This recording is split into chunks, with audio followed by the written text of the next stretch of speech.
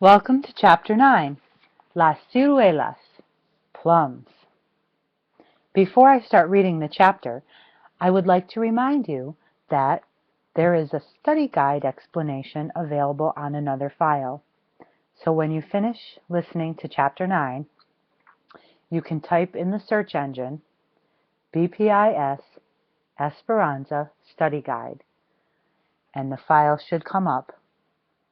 In it, I will explain to you what's on the study guide and what you're going to have to be able to do and know for your test. Let's start Chapter 9. As they walked to the bus stop, Isabel recited a list of concerns to Esperanza, sounding exactly as Josefina and Mama had sounded earlier that morning. Put Pepe down for a nap first, and when he falls asleep, put Lupe down. Otherwise, they will play and never go to sleep. And Lupe will not eat bananas. I know, said Esperanza, repositioning Pepe on her hip. Isabel handed her Lupe and climbed the steps of the yellow bus. She found a seat and waved from the window. Esperanza wondered who was more worried, she or Isabel. Esperanza struggled to carry both babies back to the cabin. Thank goodness Isabel had already helped her feed and dress them. She settled them on a blanket on the floor with some tin cups and wooden blocks, then put the beans into a big pot on the stove. Hortensia had prepared them earlier with a big onion and a few cloves of garlic, and instructed Esperanza to stir them occasionally and let them cook on low heat, adding more water throughout the day. She stirred the beans and watched Lupe and Pepe play. I wish Abuelita could see me, she thought. She would be proud. Later, Esperanza looked for something to feed the babies for lunch. A bowl of ripe plums sat on the table. They should be soft enough to eat, she thought. She took several, removed the pit, and mashed them with a fork. Both babies loved them, reaching for more after each spoonful. Esperanza mashed another 3 plums, and they gobbled every bite. She let them have their fill until they started fussing and reaching for their bottles of milk. Enough of lunch, said Esperanza, cleaning their faces and gratefully thinking that it would soon be nap time. She slowly changed their wet diapers, remembering all of Josefina's and Isabel's instructions. She put Pepe down first with his bottle, as directed, and when he fell asleep, she put Lupe next to him. Esperanza lay down too, wondering why she was so tired, and she dozed. She woke up to Lupe's whimpering and an atrocious smell. Brown liquid leaked from her diaper. Esperanza picked her up and carried her out of the room so she wouldn't wake Pepe. She changed her into a dry diaper and rolled the soiled one into a ball and put it by the door until she could take it to the toilets. When she put Lupe back down, Pepe was sitting up in bed in the same condition. She repeated the diaper changing. With both babies clean, she left them in the bed and dashed to the toilets to rinse the diapers. Then she ran back to the cabin. A different smell greeted her. The beans! She had forgotten to add more water. When she had checked the pot, they appeared to be scorched only on the bottom, so she poured in water and stirred them. The babies cried and never went back to sleep. Both dirtied their diapers again. The wadded pile by the door grew. They must be ill, worried Esperanza. Did they have the flu, or was it something they ate? No one else had been sick recently. What had they eaten today? Only their milk and the plums. The plums, she groaned. They must have been too hard on their stomachs. What did Hortensia give her when she was a child and was sick? She tried to remember. Rice water! But how did she make it? Esperanza put a pot on the stove and added a cup of rice. She wasn't sure how much water to add, but she remembered that when rice didn't come out soft, Hortensia always said it needed more water. She added plenty and boiled the rice. Then she poured off the water and let it cool.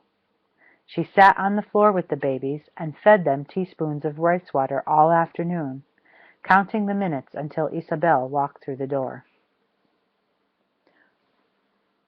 "What happened?" said Isabel, when she arrived and saw the pile of diapers by the door. "They were sick from the plums," said Esperanza, nodding toward the plate still on the table where she had mashed them. "Oh, Esperanza, they are too young for raw plums." "Everyone knows that plums must be cooked for babies," said Isabel. "Well, I am not everyone," yelled Esperanza. She dropped her head and put her hands over her face. Pepe crawled into her lap, making happy gurgling noises. She looked at Isabel, already sorry for screaming at her. "I didn't mean to yell. It was a long day. I gave them some rice water, and they seem to be fine now." Sounding surprised, Isabel said, "That was exactly the right thing to do." Esperanza nodded and let out a long sigh of relief. That night, no one mentioned the number of rinsed and wrung diapers in the washtub outside the door, or the beans that were obviously burnt, or the pan of rice in the sink. And no one questioned Esperanza when she said that she was exhausted and wanted to go to bed early. The grapes had to be finished before the first fall raisins, and had to be picked rapido, quickly. So now there were no Saturdays or Sundays in the week, just work days. The temperature was still over 90 each day, so as soon as Isabel's bus left for school, Esperanza took the babies back to the cabin. She fixed their bottles of milk and let them play while she made the beds. Then she followed Hortensia's instructions for starting dinner before turning to the laundry. She was amazed at the hot, dry air.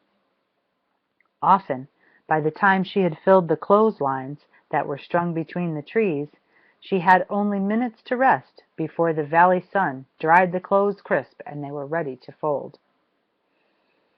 Irene and Melina came over after lunch, and Esperanza spread a blanket in the shade.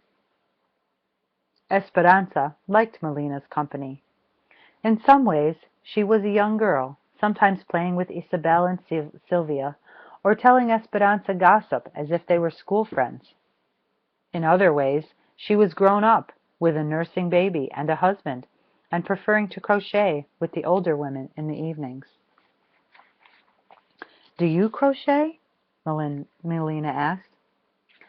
"I know a little, but only a few stitches," said Esperanza, remembering Abuelita's blanket of zigzag rows that she had been too preoccupied to unpack. Melina laid her sleeping baby girl on the blanket and picked up her needlework. Irene cut apart a 50-pound flour sack that was printed with tiny flowers to use as fabric for dresses. Esperanza tickled Pepe and Lupe, and they laughed. "They adore you," said Melina. "They cried yesterday when I watched them for the few minutes it took you to sweep the platform." It was true. Both babies smiled when Esperanza walked into the room, always reaching for her, especially Pepe. Lupe was good-natured and less demanding, but Esperanza learned to watch her closely, as she often tried to wander away. If she turned her back for a minute, Esperanza found herself frantically searching for Lupe.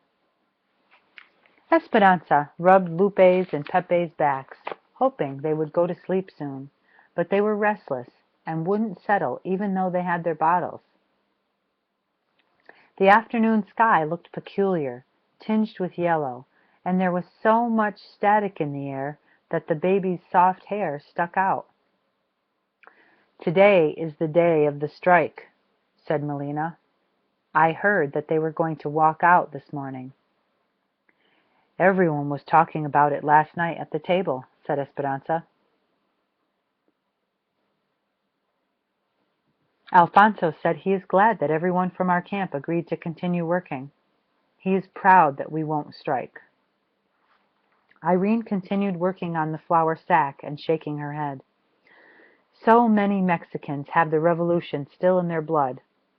I am sympathetic to those who are striking, and I am sympathetic to those of us who want to keep working. We all want the same things: to eat and feed our children."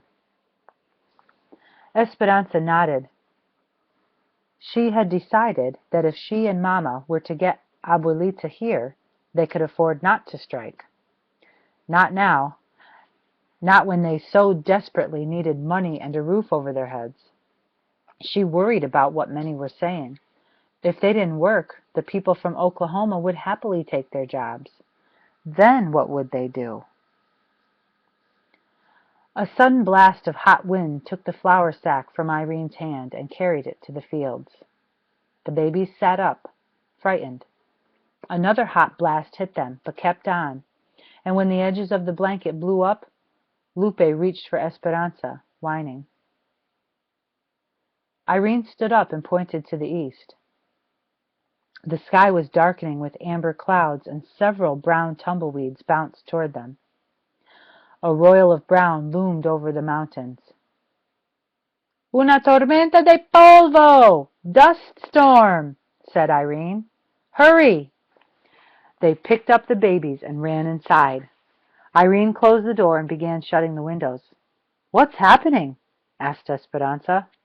"A dust storm, like nothing you have seen before," said Melina. "They are awful." "What about Mama and Hortensia and the others? Alfonso and Miguel? They are in the fields." "They will send trucks for them," said Irene. Esperanza looked out the window. Thousands of acres of tilled soil were becoming food for La Tormenta, and the sky was turning into a brown swirling fog. Already she could not see the trees just a few yards away. Then the sound began. Softly at first, like a gentle rain, then harder as the wind blasted the tiny grains of sand against the windows and metal roofs. The dirt showered against the cabin, pitting everything in its path. "Get away from the window," warned Irene. "The dirt and wind can break the glass." The finer dust seeped inside, and they tried to seal the door by stuffing rags under it. Esperanza couldn't stop thinking about the others. Isabel was at school. The teachers would take care of her.